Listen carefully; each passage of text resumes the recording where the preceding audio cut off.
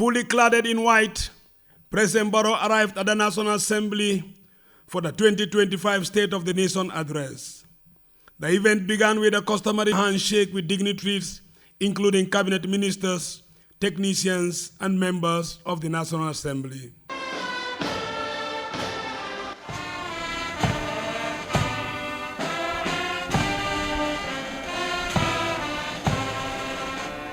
The president was later escorted to the National Assembly chambers. The business is obvious: to talk to Gambians on the current state of the nation, policy directions, and about the national development priorities. During the period, we have learned that charting a stronger, enduring, and brighter future for a nation comes with difficulties and choices to make. The President's State of the Nation speech touched on all ministries and sectors, highlighting gains made and plans for a more progressive Gambia, guided by the revised National Development Plan, the YIRIWA. As a blueprint, the plan serves to consolidate our gains and accelerate socio-economic transformation across all sectors. President Barrow praised what he called a significant drop in inflation and said the government is on track to normalize the prices of basic commodities to ease the suffering of Gambians.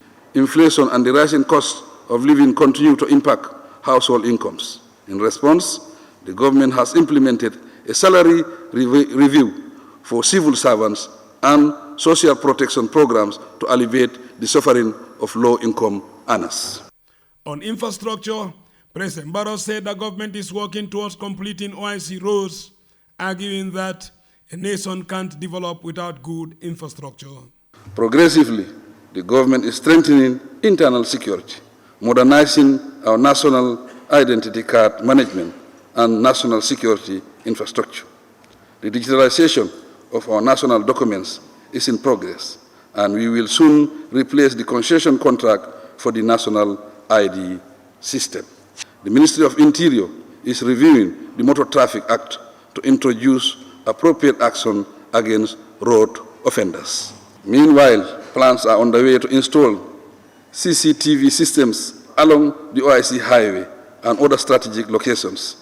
This will be linked to a traffic management center for real-time monitoring and law enforcement. The 2025 State of the Nation address came at a time Cabinet has approved the splitting of NAWEC to separate the job of providing electricity and water to help bring efficiency at a time the Gambia has also engaged foreign companies in the search for oil and gas on the Gambia territory. Diplomacy and international cooperation. Honorable Speaker, the Gambia continues to strengthen its international presence and diplomatic engagements to advance our national interests, enhance global cooperation, and promote peace and development. We remain committed to expanding bilateral and multilateral partnerships, improving diaspora engagement, and ensuring the protection of Gambian citizens wherever they may be. President Barrow also revealed the government position in the development of agriculture and on youth and women empowerment. Through various agricultural projects, the government distributed 8,697 metric tons of fertilizer, over 1,000 metric tons of certified rice seeds, 300 metric tons of certified maize seeds, and 140,000 liters of herbicides to farmers across the country free of charge. Another highlight of the State of the Nation address is the support given to the fisheries sector. The goal is to deter irregular and unreported fishing activities in the Gambian waters, costing government thousands of dollars.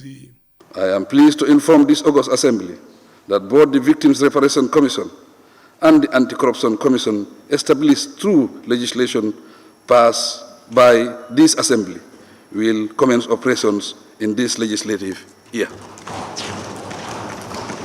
The criminal divisions secure convictions in numerous cases, while the Sexual and Gender-Based Violence Unit of the Ministry of Justice provided critical legal support and raised public awareness on such matters.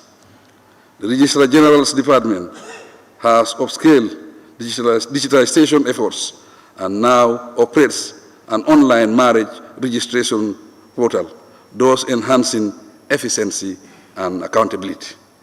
Honorable Speaker, all this reflects my government dedication to fostering a just, transparent, and accountable legal system.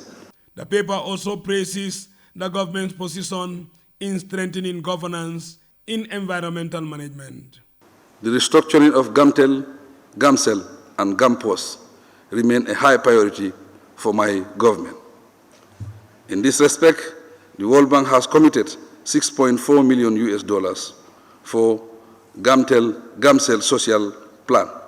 This will provide compensation packages for over 700 affected members of staff. President Barrow said healthcare is also a priority for his government, targeting inclusive and resilient healthcare system, a story told by the dozens of health facilities built across the country, including the mega Farato Emergency Hospital under construction. The government remains fully committed to strengthening press freedom, expanding access to government information, and modernizing public broadcasting services.